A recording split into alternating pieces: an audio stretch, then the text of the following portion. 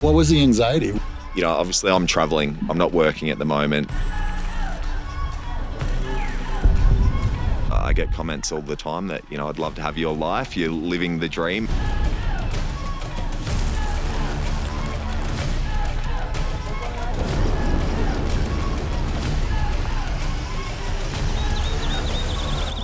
It's certainly not the case. There's always self-doubt.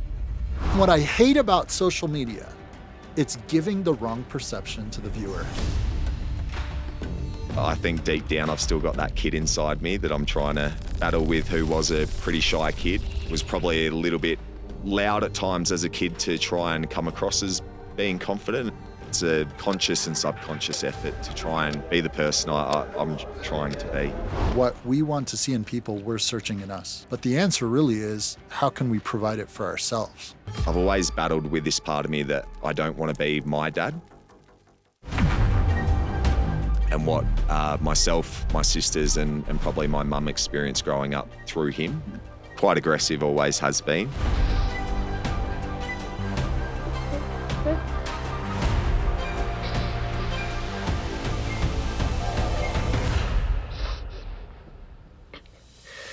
I think when you're traveling, you've just got this, it's more willingness just to embrace new people, whether it's new cultures, having conversations with people that I wouldn't normally meet when I'm grinding away 9 to 5 every day in an office.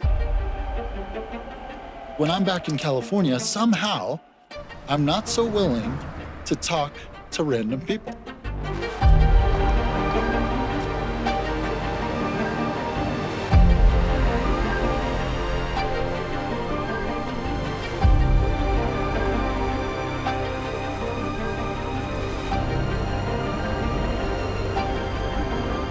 It sort of gave me this thing inside that rather than harnessing any hatred towards him or anger for what he was like to us as kids, and especially me as a kid, it led me to the point that I actually just forgave him. And I recall calling him from Peru, telling him just, I forgive you. There wasn't much more context than that.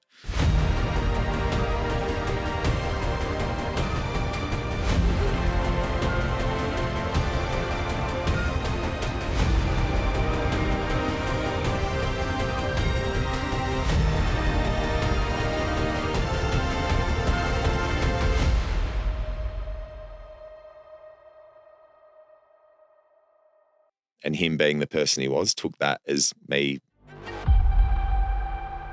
How does my hair look? Magnificent, mate. Magnificent. Thank you. Hey guys, welcome to another podcast. I'm actually super excited to be here with a new friend that I met a few days ago. It was super random. I met him in the middle of Bogota in an area where I would never find a white human being. So I approached this person and I just started a conversation, and I was very excited to have him on the podcast because we talked about something very interesting that I experienced way back in my life, which is imposter syndrome. And imposter syndrome is a very tricky thing. I know a lot of famous people that have experienced imposter syndrome. I personally have experienced imposter syndrome.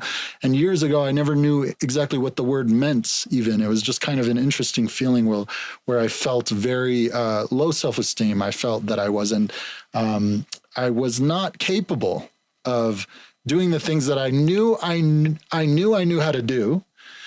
And, but somehow I had a lot of self-doubt. So I'm very, very excited to be having this conversation with my new friend, Hugh, and I'll introduce him right now. Good to see you again, Robbie. You too, Thanks man. for having me. It was so interesting how I met you, man. It was, yeah. You were just sitting on the bench, and I just was leaving church, and I saw this random white guy, which I normally don't see. Yeah. That's true. In that part of it, it's called Hippies Park. And it's like, that's interesting because normally I see the foreigners in La Candelaria. Yes. So I was like, you know what? Let me strike up a conversation with this guy.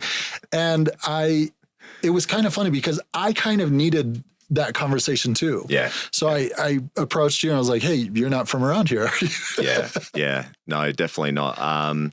It was interesting for me, as I said, meeting you that day. I think I woke up, I don't know if it was on the wrong side of the bed or what it was, but I actually just had this feeling of almost anxiety before we met. I'd I'd been sick the week before, popped down for my coffee quite late, and obviously met you.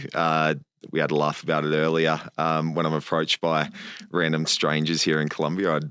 Are they looking for my phone? Is it my wallet? What is it? But obviously, as the conversation went on, I sort of felt this almost bond with you that we'd sort of met previously for some reason. I think we bonded over quite a few probably similarities in our personalities and our journeys that we've had as well. I think even at the end of that conversation, I walked away feeling almost a warmth that lasted for the entirety of my day, and it really turned my day around. That's amazing. I'm happy to hear that. Yeah, it was amazing. What was the anxiety? What led you to wake up with that feeling? It was your birthday too. Right? It was my birthday, yeah. So I'd been out for dinner and drinks the night before, and so maybe a little bit hungover potentially. Gotcha. But also, I think for me, obviously I'm traveling. I'm not working at the moment. For a lot of people, that's a dream, and it's. I get comments all the time that I'd love to have your life. You're living the dream, and it's certainly not the case. There's always self-doubt. That particular morning, I think I probably mentioned I had sort of that Westerner mindset, almost the Aussie mindset of, I really probably should be at home working, earning more money, buying more properties and that type of thing as well. And it was just this little voice in the back of my head that sort of just gave me this sort of feeling of anxiety that day. And that all changed when I met you and had this pretty fruitful and long conversation. Yeah, it was amazing. What you just shared, what was amazing.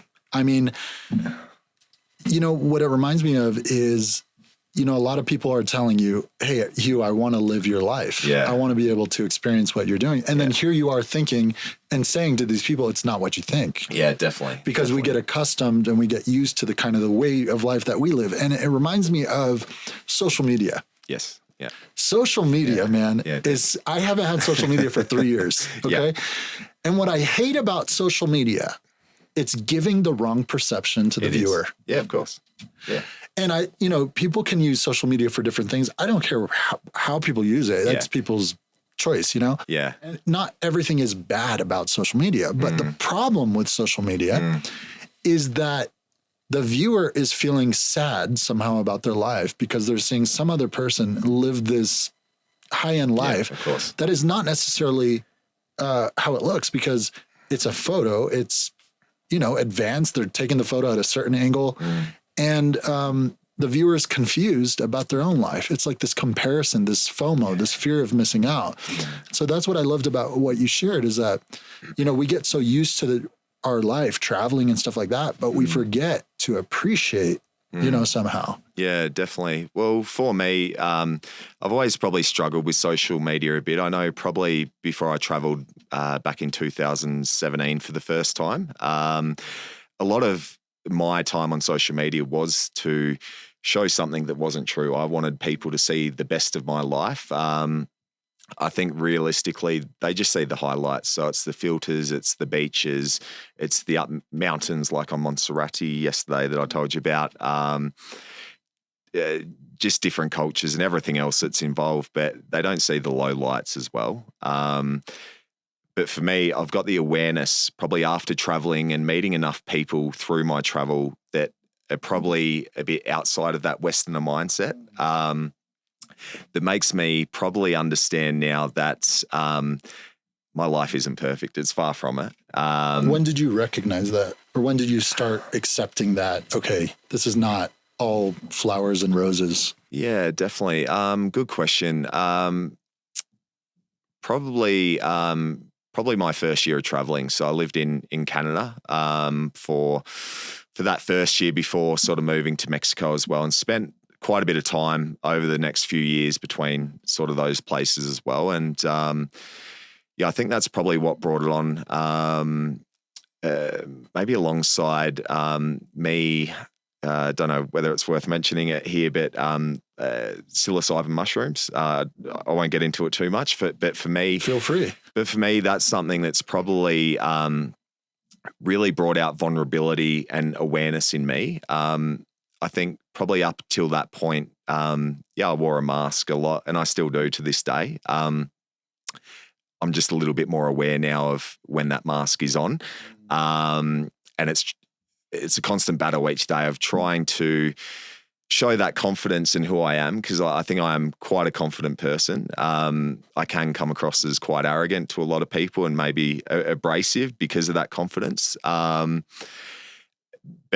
that's not me all the time. I think deep down I've still got that kid inside me that I'm trying to battle with, who was a pretty shy kid, was probably a little bit loud at times as a kid to try and come across as being confident. And I think it's something that I still struggle with pretty much every day. So it's a conscious and subconscious effort to try and be the person I'm trying to be. That's amazing. It's interesting what you said, because, sometimes we see something, but it's not necessarily what we're seeing. Yeah. You said I can come across as a confident person, but you're still kind of wrestling with that kid inside. Yeah, definitely. But to us as the viewer, we think, this guy is super confident. Yeah. And that makes me think in my own life, I can't quite trust everything that I perceive. Yeah. Yeah. And it's like, I got to really look at everything in maybe 3 contexts or 3 different scenarios. Because sometimes if I see a person I like, for example, think, oh, this person's great, I want to be with them. Yeah. Yeah. And then later on you think, why did I even like this person? Yeah, sure. Yeah. And it's crazy how we jump to conclusion. And I think a lot of the times we're searching for what we want to see in people, we're searching in us. Like that security that we want. We're constantly wanting us to be around an environment that's going to really provide that for us. But the answer really is, how can we provide it for ourselves? Yeah. And that's what I like about what you're doing in your life, is that you're kind of staying away from this mask and you're recognizing it. Yeah. That's cool. Yeah. I think the awareness and just the awareness is enough to improve. Yeah. Look, it's definitely changed my life in a positive way. I think I'm able to have better relationships with people now than I probably was in the past. But at times it is hard to sort of let people in, which, going back to our initial conversation earlier about the way that we met, it's not often that I'm letting people in with that sort of vulnerability, especially after speaking with someone for probably 30 or 40 minutes while I'm drinking coffee on the street on my birthday, right? Which probably 10 years ago, or even less, that conversation probably wouldn't have happened. And to be quite honest, it's probably a conversation that wouldn't have happened if I was back in Australia. I think we spoke about this on the day that we met, that I think when you're traveling, you've just got this, it's more willingness just to embrace new people, whether it's new cultures, it's meeting people, having conversations with people that I wouldn't normally meet when I'm grinding away 9 to 5 every day in an office, going home, having dinner, and that's the day. And it's sort of almost like Groundhog Day as well. But also I think in that sort of Western society, it's not often that we approach strangers to have a conversation like we did. And I think part of the reason is sort of having that almost traveler mentality. Does that make sense? It does make sense, because I think when we're in our hometown, we think that everybody's thinking the same way. Like it's like the standoffish attitude. It is. It's like, why are you talking to me? Yes. All of a sudden there's this ego that we have. Yes. It's so weird. Yeah. It's like when I'm back in California, somehow I'm not so willing to talk to random people. Yeah. Because I know what they're thinking is that, okay, why are you talking to me? What do you need? Are you selling something, type of thing? And so you're right. There's like this traveling mindset where all of a sudden we drop our ego, because now we're in this other country where it's, I don't know if it's third world. Is it third world? Colombia? From what I've experienced at times, it is. And for it doesn't look I like assume it is. I mean, it doesn't even look like it's third. Parts of Bogota are absolutely fantastic. It's just amazing. But then we come to this country and we think, okay, nobody knows us. Yep. All of a sudden we drop our ego. Yep. oh, sure, I'll talk to this person. I mean, I was literally this close to not even striking up a conversation with you. What was the reasoning behind it? I think so. I was in church. I was in mass, and I was afraid that it was my second day in Colombia. And I thought to myself, okay, I was feeling a little bit in my head. Right. Okay. Kind of similar to what you were feeling. Yeah, interesting.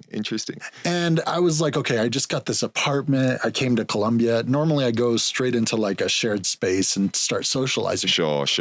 And I got to my apartment. I was like, okay, Robbie, you got this. You just got here. Don't judge yourself by just showing up. You're going to have more experiences. You're going to meet more people. Yeah. So I said, you know what? Why don't you just go to the local church, sit down and maybe meditate? So I did that.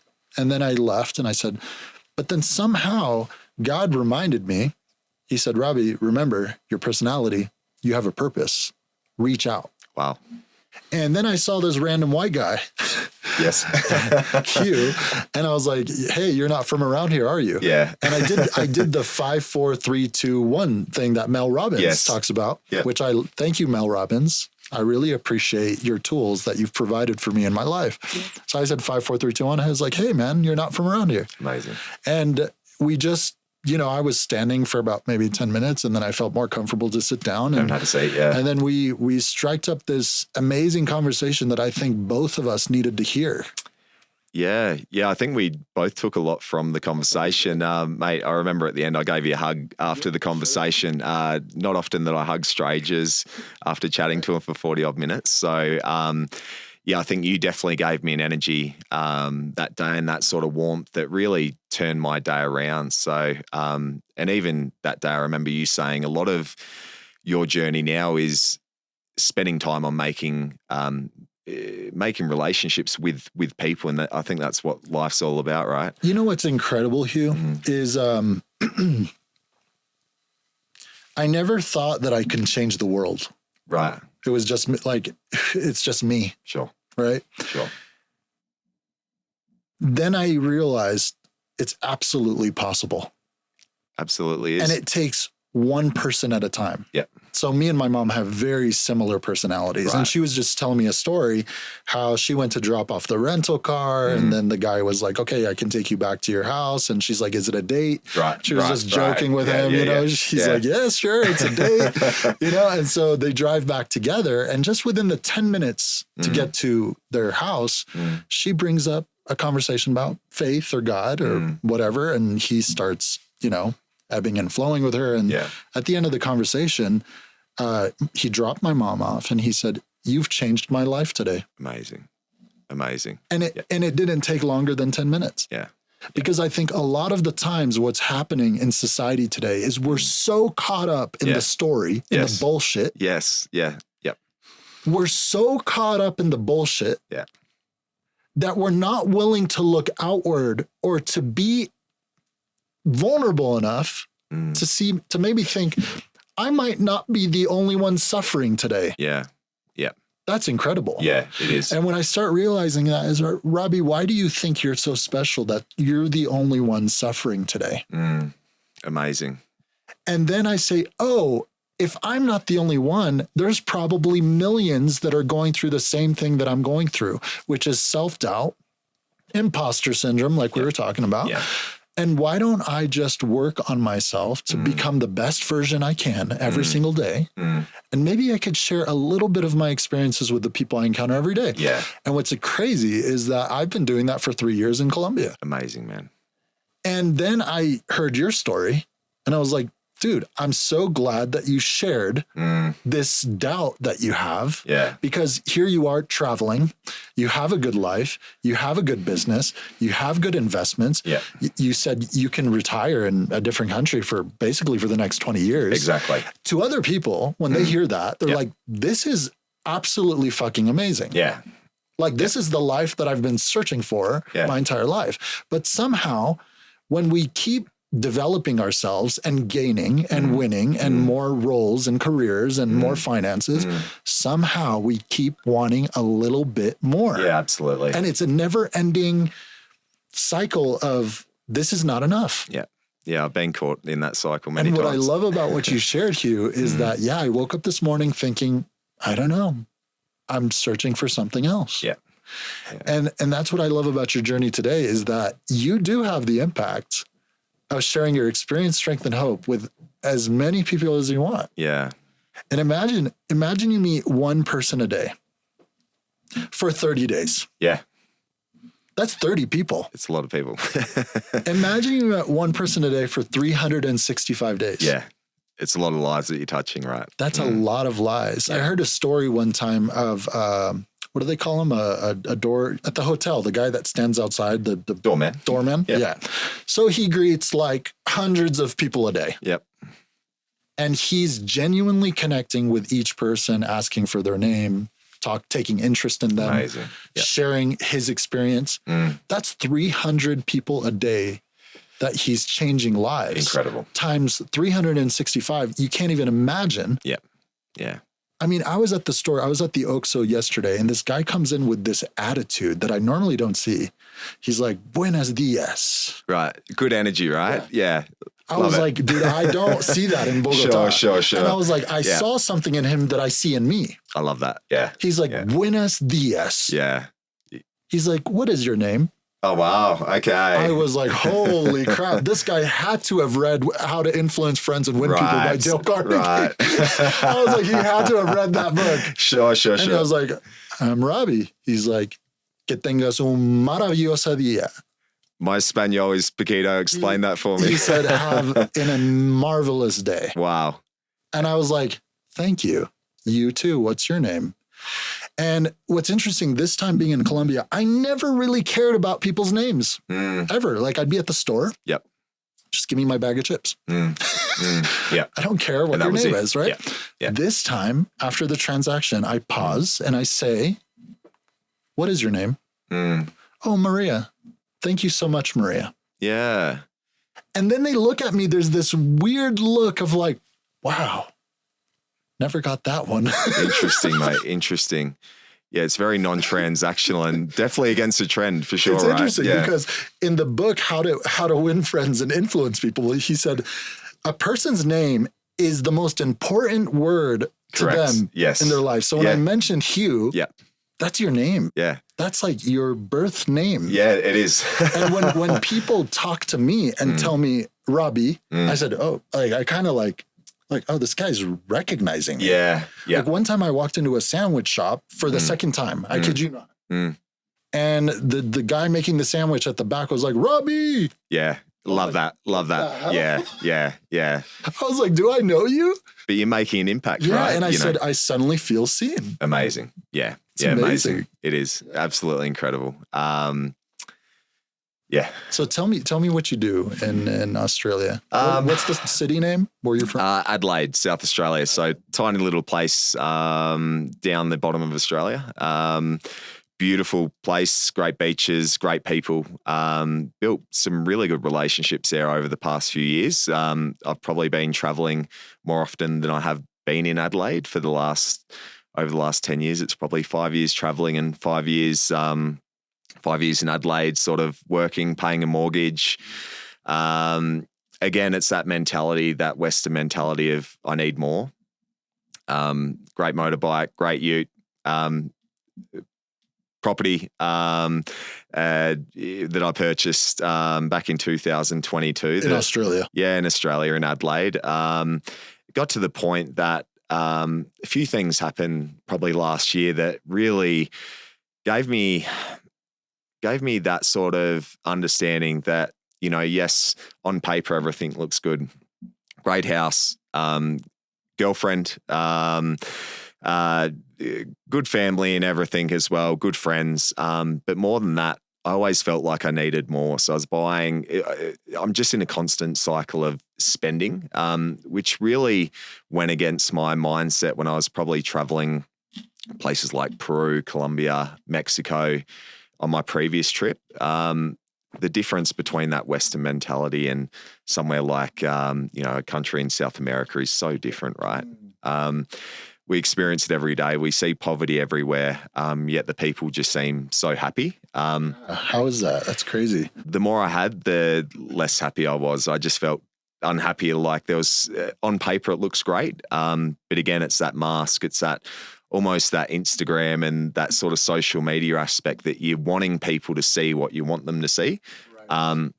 Which is a flex. It is. Oh, of course. Yeah. I mean, I was flexing for I was just telling you earlier. I was flexing for years thinking these people think I'm great. Yeah. Yeah, absolutely. Look, love a flex every now and then for sure, right? But, it gets to that point. And look, a few things happened probably last year. The loss of my dog, German Shepherd, hit me pretty big. Imagine. And a relationship which at first was, I think we were absolutely incredible together. It was really good. Probably the first time I've truly been able to be vulnerable with someone, which I love. With somebody else. But there was always that voice of doubt, that self-doubt, which always creeps in, and I'd never feel good enough. Which led to a bit of a breakdown in that particular relationship, probably for the better in the end. But it just made me realize that, I've got all these things, but I'm not happy. So there's more out there, which is, I guess, why I'm back here at the moment. So again, work-wise, earning good money, setting myself up for the future. And I've probably never been as unhappy as those probably 4 years that I was back in Australia, suffering anxiety for the first time, bouts of depression, which I'd never truly experienced before as well. How long ago was that? Yeah, so probably started in start of 2024, end of 2023. Probably due more to the relationship aspect of things. And then really the loss of Jang and my dog, who was like a little celebrity. It was just the biggest part of my life. And the way that he passed as well, it really took a toll. So, I'd been someone that had always probably veered more towards hallucinogenic medications. I've done ayahuasca in Peru, which really, for me personally, I think that led to a lot of growth before me going back to Australia. But I'd never really needed or seen a need for going on anxiety medication or depression medication, which I had. In the end, I, off my own accord, I actually stopped using the medication because I thought, look, at the end of the day, I almost felt this numbness. It was like tiredness throughout the day. My conversations that I was having and at work and with friends and family just didn't seem like it was me. It was almost numbing something that I had to do a lot more work on. And to be honest, I'm still working out what I need to do. Sounds like you're doing a pretty good job. I'm trying. You're making good progress. And let me ask you this what do you think caused the meltdown? Look, probably a build up. To be honest, how vulnerable do you want me to get? I think it leads as back to... As vulnerable as you want. Yeah, definitely. Look, it definitely leads back to be honest, probably my relationship with my dad. So I think the biggest thing, firstly, my relationship, to start with, my last relationship, I've never been so transparent with someone from the beginning of my past. And that past is probably being a serial womanizer, hurting a lot of people and probably not understanding the hurt that I was giving those people at the time. So that for her, probably understanding who I was in the past, started things off with her probably having a little bit of anxiety and uncertainty and thinking that maybe he's still that same guy. But it was a very genuine relationship. And, we spoke about having children. And it's something that I've probably always gone back and forwards with. I'd love to have kids. I think I'd be a pretty good dad. I think I'd give them a good life and I'd be a fun dad, I hope. But part of me as well is I've always battled with this part of me that I don't want to be my dad. And what myself, my sisters, and probably my mum experienced growing up through him. Probably a lot's happened with him over the years, and just who he is as a person. He's quite a bitter guy, to be honest. Quite aggressive, always has been. He's mellowing a bit in his older age now, but what we experienced growing up was almost an upbringing of fear. But in saying that, look, I had a great upbringing as well. Single mum, working 3 jobs to put food on the table and give us the best life that she could. She is the embodiment of, the perfect woman, just like the way you talk about your mum. She is such a powerful person for what she's overcome. But I think part of that relationship is getting to that point of talking about wanting kids, but truly inside thinking that, what if I turn out like my dad? And that's something that's kind of scary. And that's kind of something that, again, I don't know how to do it, but it's something that I need to work out how to get to that point that I can have a truly authentic relationship with someone that I love, and build a family without that, again, that self-doubt. Maybe the imposter syndrome to some extent. Imposter syndrome. But certainly that little voice in my head I need to get rid of that, is, what if you're going to be just like your dad? And that's always been, something that's probably burned inside me, unfortunately. Burned inside you, unfortunately. Yeah. Give you a quick story. I still recall my ayahuasca retreat in Peru in 2019. So ayahuasca is essentially a digestible version of DMT. It's much longer lasting. Do you know much about ayahuasca? I've experienced it. I've experienced a lot of people that have used it. A lot of people have had different experiences. Yep. I've actually had a guest here that leads ayahuasca retreats. So you might have to connect me. Tell me more about your experience. Really, for that, it's I almost saw things that weren't even in my memory as a kid. I remember being 2 years old in a place that I literally have no memory of being. It was like I was back in there as a kid, sort of experiencing stuff from my dad, what he was doing to my mum. But also after that experience it sort of gave me this thing inside that rather than harnessing any hatred towards him or anger for what he was like to us as kids, and especially me as a kid, it led me to the point that I actually just forgave him. And I recall calling him from Peru, telling him just, I forgive you. There wasn't much more context than that. And him being the person he was, took that as me saying something negative about him. And he sort of took that conversation in the other direction. So rather than being a conversation that could open up into a conversation about maybe things that he had done wrong to us as kids, he's not that guy, and he doesn't have that self-awareness to get to the point that he can say sorry, I guess. To say sorry, I guess. I know what you mean. I've had experiences like that. Yeah. Going back to your conversation, you have had doubts about becoming your father. Yep.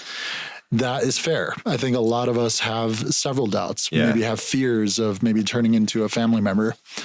We were talking about earlier before the podcast is that we constantly are developing into different versions of ourselves throughout our lives. Yes. I think that's fantastic. I mean, it's the most beautiful thing that we're blossoming into just like more beautiful versions to ourselves. Yeah. I used to think a while back that, no, that was me and I'm responsible for that. And as I am responsible for the different versions of myself. But as I mold into a newer version of myself, I don't have to look back to that person that I don't know who that is anymore. Yeah. And I think that's what's so beautiful about growth is the fact is that because you have that awareness of your dad, I don't think you'll ever turn into him. Yeah. Because you said it pretty clearly. You had a conversation with your dad on the phone. Yep. And you said, I forgive him. Yep. I forgive you, Dad. Yeah. But he took it the wrong direction because there was narcissism. Exactly. There was. He has very strong, deeply rooted narcissistic tendencies and probably is a narcissist himself. Yeah.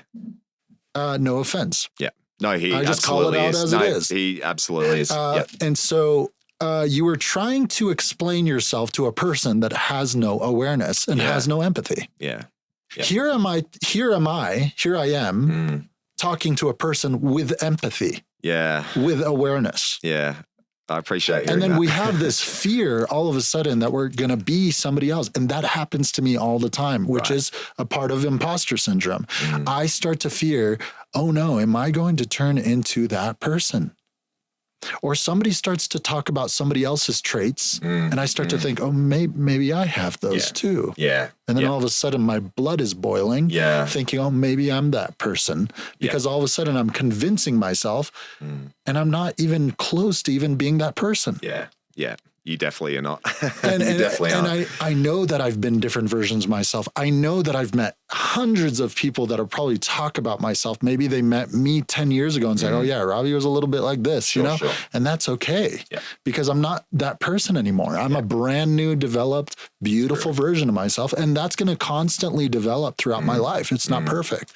I think what's cool is that we can close this story about you becoming your father, because that's never going to happen. I appreciate hearing that. It's this awareness that you have. Just the awareness alone is going to lead you to be an incredible father. Yeah.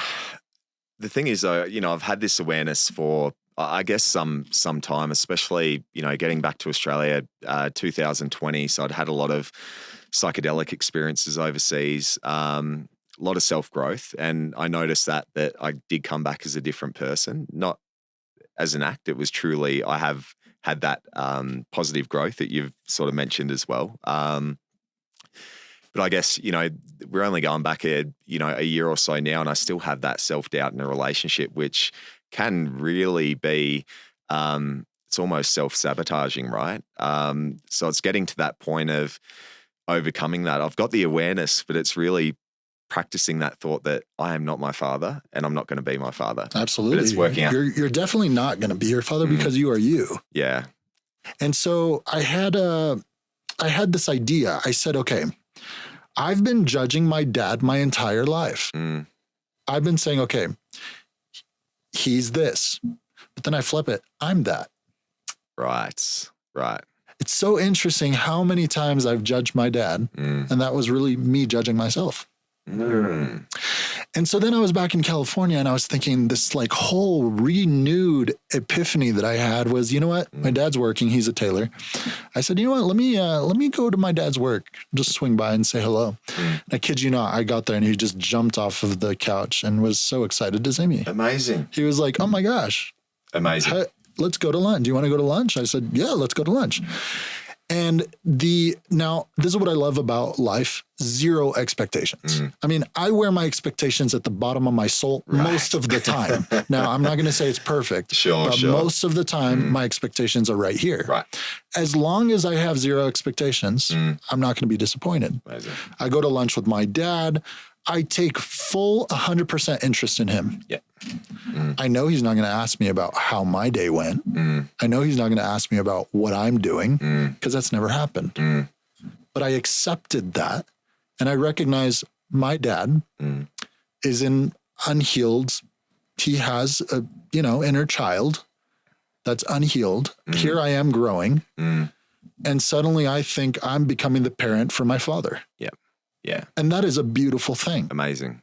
Because then I can all of a sudden get rid of this idea that he never provided this emotional stability that I've always wanted from the father that I really needed it from. Sure. But I have that now. And I don't need anything from him. And I call my dad by his name. I don't call him dad anymore. Right. Okay. I just call him by his name. Yep. And he thinks I'm joking, but I just use his name. I call my mom by my name because they're not my parents anymore. Yeah. They're friends. They're people that I see often and, every now and then. And that gives me this expectation that I don't need to expect too much. They've done the best they could with what they had in their minds. They came from a culture that was totally opposite to what I'm experiencing in my life. And now I can have this expectation that I don't need anything because I'm now building the internal family inside of me. Yeah. And I think that's what most people are missing. They're missing the inner validation the inner approval. But somehow they keep going to shop for bread at the hardware store, thinking they're going to get a different result somehow. Sure. Right. Yeah. And that's what I love about what you said about forgiving your dad. And that was interesting because I've done that too. I wanted to say, I forgive you because they need to hear that. Yes. Somehow. Yes. Yeah. They're not going to get it.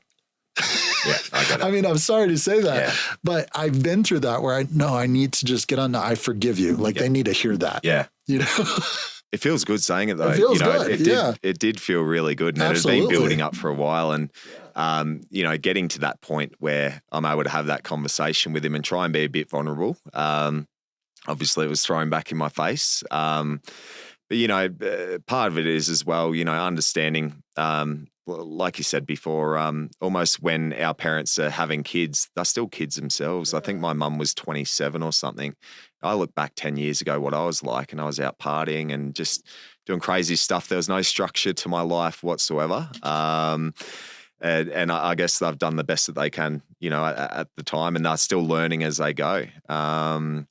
Yeah. There's a woman, her name is Byron Katie. Okay. She has a concept and she says, is it true? Mm-hmm. I mean, I was so confused the first months of trying to see her program. Right. Is it true? Mm-hmm. I was like, what? Okay. What do you mean by that? Yep. Most of the story that I've created in my head is not true. Right. And I asked myself, okay, Robbie, is it true? And then I say, okay, this person hurt me. And then she flips it and she says, no, you hurt you. I hurt me. Right. And it's so incredible that most of the ideas that I built up in my head are more things, a reality that I created for myself. Right. And nobody else is responsible for my emotional well-being. I used to think other people were responsible for that. Right. Yeah. I used to think that, no, other people should provide my emotional well-being because they caused it. Right. Okay. But I think within a partner, for example, if an argument happens, the person blames the other person for causing that emotion. Generally, yeah. And I don't think that's necessarily right. Right. I think that each person is still responsible. If somebody was hurt, in the past, yes, they were hurt. I was hurt. That person did something to cause an emotion. Sure. But I'm still responsible for taking care of it myself. Yes. And this is the cycle that we go through. Blame shifting. Yep. Every time I point the finger, I have 3 fingers pointing back at me. Right. I love that. It's always my responsibility. And this is where I think my joy is expanding in life, is that suddenly, oh, Robbie, you've been running away from yourself your entire life. Yep. You've been running away from yourself from feeling any emotion. And like you said you said you had your own kind of way of numbing your emotions. Everybody does. I have my own way. I mean, I was addicted to people. Yep. You know, like in Colombia, whoever I can be around, whoever I can call, whoever I can text, just so I'm not with myself. Right. And the moment that I started realizing, Robbie, the answer is not in anyone else, but in you. It's an important shift. There's a guy that I saw on YouTube and he talks about intentional solitude. Okay. Intentional solitude is quite incredible. I've never heard of it. He talks about 2 hours of intentional solitude a day of doing absolutely nothing. No distractions. From our conversation. Almost, No distractions, no phones, literally just laying down or making a cup of tea. Right. And accepting that time with me and just saying, what's going on? There's that emotion. That's interesting. How can I actually describe that emotion? And what's interesting, in the past, I would never be able to know like what emotions I'm experiencing. Now I can notice a cocktail of emotions. Sure. And be like, oh, I'm a little happy. Yep. A little bit of sadness, some shame, guilt. Yep. You can identify it. Yep. Yeah, I can identify. I'm like, there you are. I welcome all of this into this space. I'm not going to push you guys away. Sure. I'm just going to keep you guys here. I like you guys are chill. Sure, right? sure. And so my question that I want to ask you is, I know that we were talking about imposter syndrome. Yep. What is imposter syndrome to you? Oh, geez, great question. Firstly, it hits me in so many different ways. Even today, even on this podcast, I think I mentioned to you, I feel like an imposter being here speaking to you. It feels like you almost have all the answers in life. I feel like I don't. You obviously got a lot from our conversation when we met. And the thought of coming on this podcast, I almost feel that imposter syndrome. Just like anyone else, I feel it with work. I'm quite lucky in the sense that, I've always had a pretty good job, whether it's management responsibility, et cetera, as well. But you always get that little voice. As much as imposter syndrome, I think it's just the voices that I have that I've just got to keep at bay. That I guess it's just really self-doubt that enters my day pretty much on a daily basis. Some days it's easy to quieten that voice down. Other days it's a little bit louder than others. Going back to what we said before, the day that I met you, just that interaction with someone like yourself that was so unexpected, almost an alignment of energy when we met, was the way that I was actually able to quieten that voice for that day as well. So I think probably the hardest thing for me is working out how do I sort of quieten down those voices and sort of have that true self-belief that normally I come across, I'm, as I mentioned before, come across as generally quite a confident person, maybe charming to some extent, but certainly not a shy guy and pretty well spoken. But that's not the true reality of it, right? It's there's a lot of inner thoughts and everything that I've just got to keep at bay. So how do you think imposter syndrome is affecting people today? Good question. Because you were talking about earlier how you get so caught up in your head and people have this idea that you're a confident person, but somehow, we've been wearing a mask our entire life. Yeah. And we've led people to believe we're this way. I used to be the comedic guy. Yeah. Yeah. That's how I used to mask my pain. Right. I'm a class clown. I mean, I won class clown 3 years in a row. Yeah. I won at 5. So yeah, definitely do. You won. That's amazing. And so I used to actually make people laugh so hard because that was a guarantee that people wouldn't leave me. Right. They would think this guy's hilarious. Amazing. They would want to be in my classes in high school. Sure. I said, this is great. Like people like me, but that was what I led with because I was afraid if I wasn't funny, then maybe they might somehow not want me. Yeah. Yeah. And so the laugh, the making people laugh part was a way for me to not be authentic because I was afraid if I was, people would abandon me. Right. I remember when I started my production company, somehow I knew how to film. I knew how to use a camera. But then when I went on a video shoot, somehow I had this feeling that I was like a fake. Right. That I was like, somebody's going to expose me or somebody's going to discover that I'm not. And it still happens still this day. Yeah, I'm sure. I mean, I have clients and I have a whole video strategy company. And somehow when I get a call from my clients, they're going to figure it out. I'm just a nobody. Right.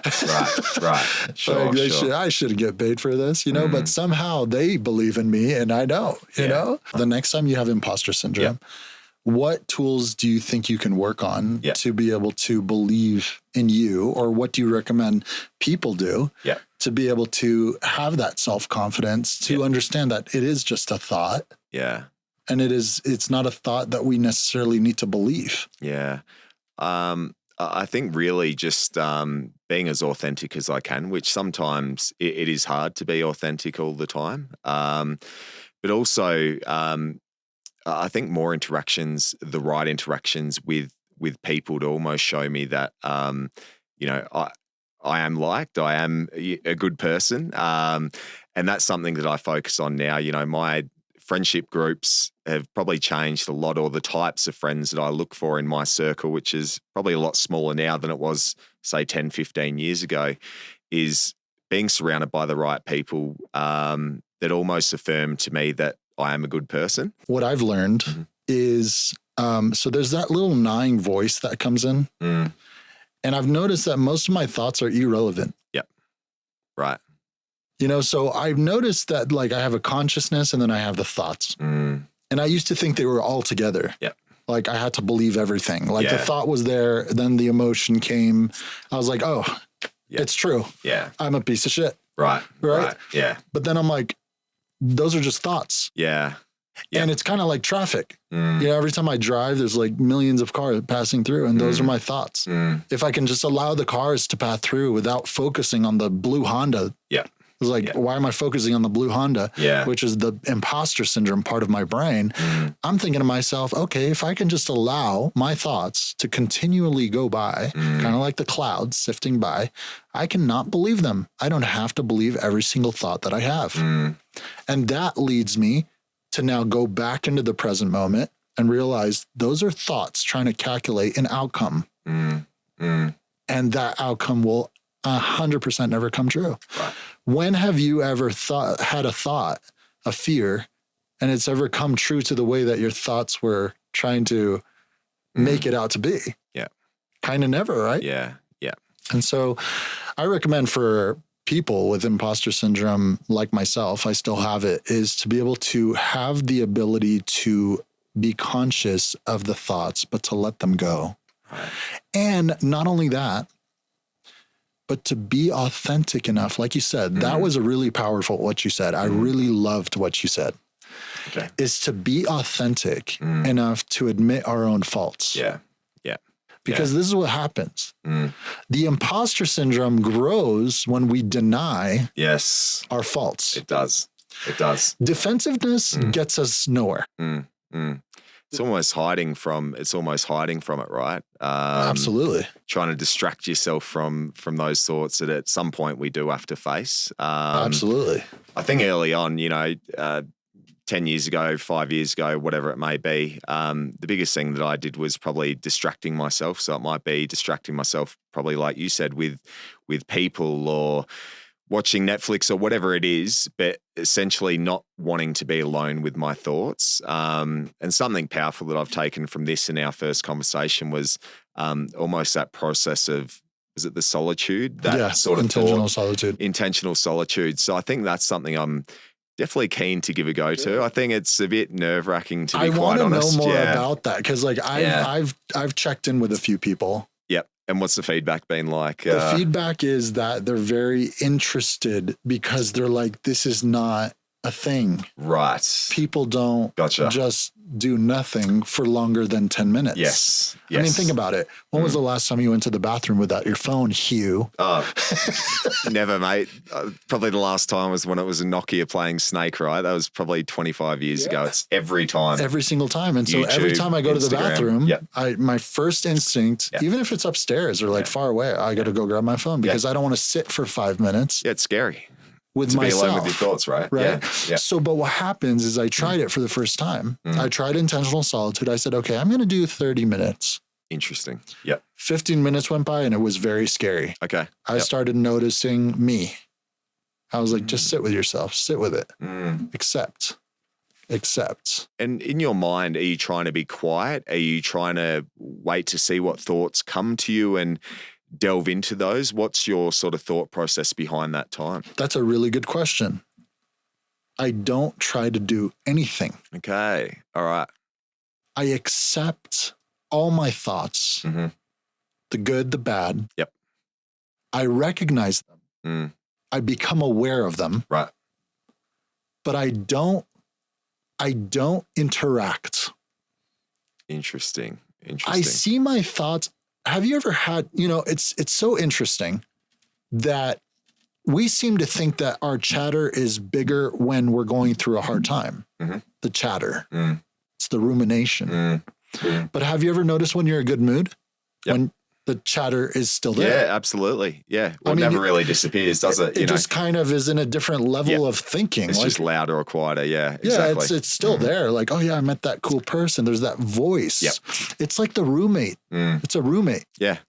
Yep. And now that I recognize it as this roommate, I'm like, you're not welcome here, buddy. I like it. You're not welcome here. And to answer your question is, after 30 minutes, I start to say to myself, Robbie, you're not so bad. I start to actually like myself. I agree with your brain. You're not so bad, Robbie. You're a good guy. Thank you, man. Yeah. And then I say, okay, if I can continue this intentional solitude every day, oh, wow. Although it's not perfect and I'm still going through the process, I'm suddenly recognizing the answer lives in me. But again, it's that awareness, right? You know, you do have that awareness and getting to the point that, you know, no matter what the thought is, whether it's positive or negative, you are still aware of that. Sure. And without being aware, you can't actually, I guess, create a solution or overcome it, right? Sure. I mean, we have thoughts every day. Look at that blue car. I mean, look at that beautiful person. Yeah. We have, so it's talking to us every day, right? Sure. And then the cool thing about this is that once we recognize that we're not the only one going through it, and every single person on this planet is having the same chatter, we're not necessarily alone in it. And so, just want to mention as well, it's interesting that, you know, that thought of not understanding what everyone else is going through. Other people are going through the same thing, maybe worse, etc. as well. But again, it's quite easy to almost just not understand that until you're actually out there meeting people. And I notice when I'm in that traveler mindset, not the Western mindset where it's me, that's all that's important when I'm at home in Australia and how to get ahead. When you're out here having actual genuine, authentic conversations, which honestly, it is hard for me to do in Australia. It's not often that I'll just go up and speak to a random person during my day-to-day, right? But the more genuine, authentic conversations that I have with people like you makes me realize, you know, people are going through things as well. And we've really got to understand that as well. So again, it comes back to that, I guess, the human connection and trying to be as personal and authentic as possible. Right? Yeah. And I think that I love what you said. It kind of brings a thought where we don't have control over anyone but ourselves. Yeah. I love the serenity prayer. Have you heard of that? No. God, grant me the serenity to accept the things I can't change, the courage to change the things I can, and the wisdom to know the difference. Sure. What I love about that was something I recognized recently is that I don't have control over anyone. They're going to do what they want to do regardless of my influence. Yep. And so that frees me up with another book that I'm reading that I told you about is the let them theory. And so, it's like even with imposter syndrome, let them think I'm weak. Yep. Yeah. And the cool thing is what I'm noticing is what my conversations that I'm having, like with my work and my, my business contacts is instead of making me think that I need to look good all the time, I'm actually purposefully making myself look bad. Right. And saying, you know what? I don't really know a lot about this, but hey, what's your opinion? Yeah, it's amazing to get to that point and almost being able to allow that to happen, right? It's amazing. And then saying things like, you might be right about that. Yeah. The other thing I do want to mention is from our initial conversation as well is, we talked a lot today about a mask, it's almost that ego. We're all wearing a different mask, I think. But it is nice being vulnerable with people and being able to take that mask off, because I think it allows other people to take that mask off as well. That conversation with you, your mask was off basically from the get-go, and I took mine off pretty quick, and we actually had a really interesting, powerful conversation. So that's amazing. Yeah. Imagine that we do that with everyone. Just like I've learned, because I wasn't necessarily always a very authentic person, and I noticed the result. Yep, sure. I noticed the result. Yeah. People would be you don't a little invite bit authentic people into your life if you're not authentic, right? Yeah. I noticed the result. In the past, people, I was kind of like a magnet. People would kind of, I was a little bit too clingy. Right. Okay. And now I don't really care. Okay. I love that. It's kind of like people get it. They're like, oh, this guy's just kind of a cool guy. Yeah. And like when I go to the nightclub over here, I dance like crazy. I used to go. Are you a good dancer? Or? I'm a pretty good dancer. Oh, okay. I mean, like not in a sense that you would think. Sure. But I dance crazy. Gotcha. Some people would think I'm actually a good dancer. But when I used to go to like these social gatherings, dancing and stuff like that, I mean, I had some other motives. Right. Gotcha. Of But course. then at the end of the day, I would feel like, okay, like that wasn't very authentic. Yep. But now when I go, it's to socialize, Yep. to make connections, I love to that. dance, Yep. to lift people up. Because guess what? Everybody's stuck in their head. And so, you know, I don't know where I was going with that. No, But it's good. Yeah. But even the idea of that dancing side, mate, it is a culture that does definitely embrace it here, right, in Colombia. I think I told you I went to a Born Music Festival, and the amount of incredible people I met that I would never have met in a concert in Australia was just crazy. That's amazing. Yeah, yeah. Cut that bit too. That was shit. I think it's going to be awesome when we don't cut any of this out. No, I'm just kidding. No, but dude, this has been a really amazing conversation. I hope so, man. No, and I get it. I used to be in that mindset where I'm like, is this going well? Yeah. But all of a sudden I'm judging myself. And so it actually is that going voice. really well. Yeah.